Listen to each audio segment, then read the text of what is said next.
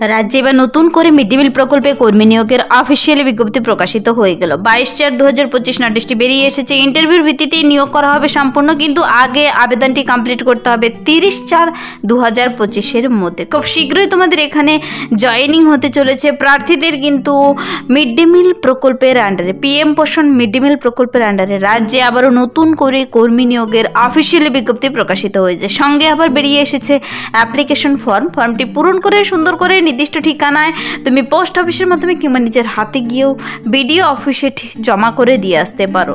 আমি ডিটেলসে বলে দিচ্ছি তোমরা কিভাবে আবেদন করবে। তার জন্য বয়সসীমা, বেতন কাঠামো, শিক্ষাগত যোগ্যতা এবং আবেদন পদ্ধতি সবকিছু জেনে নিতে পুরো ভিডিও অবশ্যই দেখো। আর যারা কিনা চ্যানেলে নতুন, এরকম প্রতিনিয়ত প্রতিটি ডিস্ট্রিক্টের জব আপডেট সবার আগে পাওয়ার জন্য আমার এই চ্যানেল কুইক লার্নিংকে সাবস্ক্রাইব করতে ভুলো না। চলো দেখিয়ে দিচ্ছি আমি অফিসিয়াল নোটিশটি কিন্তু খুব রিসেন্টলি বেরিয়ে এসেছে। মেমো নাম্বার দেওয়া রয়েছে এখানে, আর ডেট 22/4/2025 নোটিশটি বেরিয়ে এসেছে।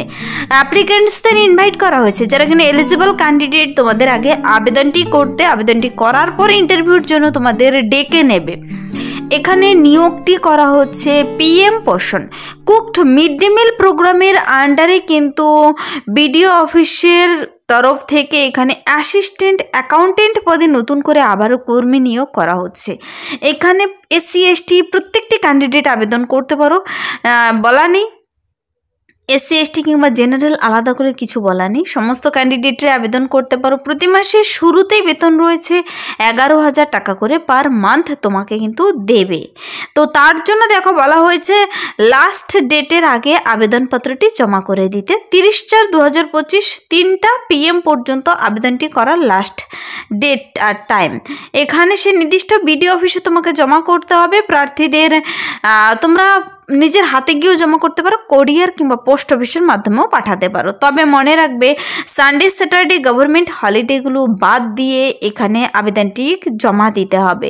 আবেদনপত্রটি সুন্দর করে পূরণ করে আবেদনের ফর্মটি আমি দেখিয়ে দিচ্ছি, ফর্মটি বেরিয়ে গেছে। এই নোটিশের 3 নম্বর পাতাতেই আবেদনের ফর্মটি দেখতে পাবে। তো আবেদনের ফর্মটি কিন্তু সুন্দর করে পূরণ করে পোস্ট অফিসের মাধ্যমে তোমাকে পাঠিয়ে দিলেই হবে। আর আবেদনটি করতে এখানে কোনো প্রকার আবেদন মূল্য লাগছে না, বিনামূল্যে আবেদন। যাদের যোগ্যতা রয়েছে আবেদনটি করেই দিতে পারো। দেখো প্রার্থীদের সিলেকশন প্রসেস বলা হয়েছে, selection will be done only through personality test. সরাসরি ইন্টারভিউর ভিত্তিতেই তোমাকে নিয়োগ করে নেওয়া হবে। তো যারা এখানে ইচ্ছুক ক্যান্ডিডেট রয়েছে তোমাদের বলা হয়েছে সমস্ত ডকুমেন্টসগুলো তুমি তো অ্যাপ্লিকেশন ফর্মের সঙ্গে সাবমিট করবে, তারপর আবার ইন্টারভিউর দিন তোমাকে নিয়ে যেতে হবে অরিজিনাল জেরক্স সমস্ত ডকুমেন্টস। তো চলো অ্যাপ্লিকেশন ফর্মটি এক ঝলকে দেখে নেই। এই যে অ্যাপ্লিকেশন ফর্মেটটি বেরিয়েছে, প্রথমে প্রার্থীর নাম ব্লক লেটারে লিখতে হবে। এখানে কিন্তু ছেলে মেয়ে উভয় ক্যান্ডিডেট আবেদন করতে পাবে। যাদের যোগ্যতা রয়েছে ফাদার্স অথবা হাজব্যান্ড নেম দেবে, ডেট অফ বার্থ দেবে, এজ দেবে। 1/1/2025 অনুযায়ী তোমার বর্তমান বয়স কত রয়েছে দেবে। দেখো বলা হয়েছে তুমি মেল ফিমেল দিয়ে দেবে। ন্যাশনালিটি, অ্যাড্রেস, এখানে প্রেজেন্ট অ্যাড্রেসও দেবে, পার্মানেন্ট অ্যাড্রেসও দেবে। প্রত্যেকটি ঘর সুন্দর করে ভরবে, কেন কি ইন্টারভিউর ভিত্তিতে নিয়োগ করে নেওয়া হবে। তোমার সঙ্গে যোগাযোগের এই সমস্ত মাধ্যমগুলো প্রত্যেকটি ঘর ভরতে হবে। ইমেল আইডি, কন্ট্যাক্ট নাম্বার খুব ভালো করে ভরে দেবে। কিন্তু প্রার্থীদের লাস্ট কোন পদে কাজ করেছো, তার বেসিক পে কত ছিল, কম্পিউটার নলেজ রয়েছে কিনা, এভাবে প্রত্যেকটি ঘর ভরে দিয়ে এক পাতার একটি ফর্ম বেরিয়েছে। নিচে সিগনেচার, ডেট, প্লেস দিয়ে ফর্মটি পূরণ হয়ে গেল। দেখো এখানে বলেছে একটি ইম্পর্টেন্ট কথা, ফর্মটি যে খামের ভিতর ভরে দেবে, ফর্মের সঙ্গে কী কী ডকুমেন্টস দেবে আমি বলে দিচ্ছি। খামে যে ভরবে অবশ্যই কিন্তু লিখবে ওপরে নেম অফ দ্য পোস্ট আর নেম অফ দ্য ক্যান্ডিডেট, তুমি কোন পদে আবেদন করছো, তোমার নাম কি, আর অ্যাপ্লাইড ফর কোন পদের জন্য আবেদন করছো বলে দিয়েছি। এই সমস্ত লিখে তোমাকে জমা করতে হবে। তো আবেদনপত্রের সঙ্গে যে সমস্ত ডকুমেন্টসগুলো বলেছে দেখো, এপিক মানে ভোট কার্ড, রেসিডেন্সিয়াল সার্টিফিকেট বিডিওর কাছ থেকে নিয়ে দিতে পারো, SDOর কাছ থেকে, অথবা মিউনিসিপ্যালিটি এরিয়াতে থাকলে সেখান থেকেও দিতে পারো। এজ প্রুফ হিসেবে মানে বয়সের প্রমাণপত্র হিসেবে তুমি মাধ্যমিকের অ্যাডমিট কার্ডও দিতে পারো, পেনশন পেপারও দিতে পারো। আর কম্পিউটার সার্টিফিকেট যদি থাকে, ইফ অ্যানি যদি থাকে দেবে, না থাকলে নেই। পেনশন পেপার PPO যাদের রয়েছে জমা করে দেবে। তো এই যে অ্যাসিস্ট্যান্ট অ্যাকাউন্টেন্ট পদে মিড ডে মিল প্রকল্পের আন্ডারে নিয়োগ করা হচ্ছে রাজ্যে, তার জন্য কিছু বিশেষ ক্রাইটেরিয়া রয়েছে। প্রার্থীদের 63 বছর বয়সের মধ্যে হতে হবে। ফার্স্ট ক্রাইটেরিয়া হলো 63 বছর বয়সের মধ্যে হতে হবে। 1/1/2025 অনুযায়ী হিসাব করে 63 ইয়ার্সের মধ্যে কিন্তু হতে হবে। যাদের বয়স 63 বছর বয়সের মধ্যে রয়েছে সকল ক্যান্ডিডেটরা আবেদন করে দিতে পারো। তারপর কি বলেছে দেখো, অ্যাপ্লিক্যান্টসকে অবশ্যই কিন্তু একজন সেখানকার পার্মানেন্ট রেসিডেন্ট হতে হবে যেখানে বেরিয়েছে। তারপর নেক্সট ইম্পর্টেন্ট পয়েন্টটি হলো কম্পিউটার নলেজ যদি থাকে অগ্রাধিকার পাবে, এটা মাস্ট বি নয়, কিন্তু কম্পিউটার নলেজ থাকলে কিন্তু আগে নেবে।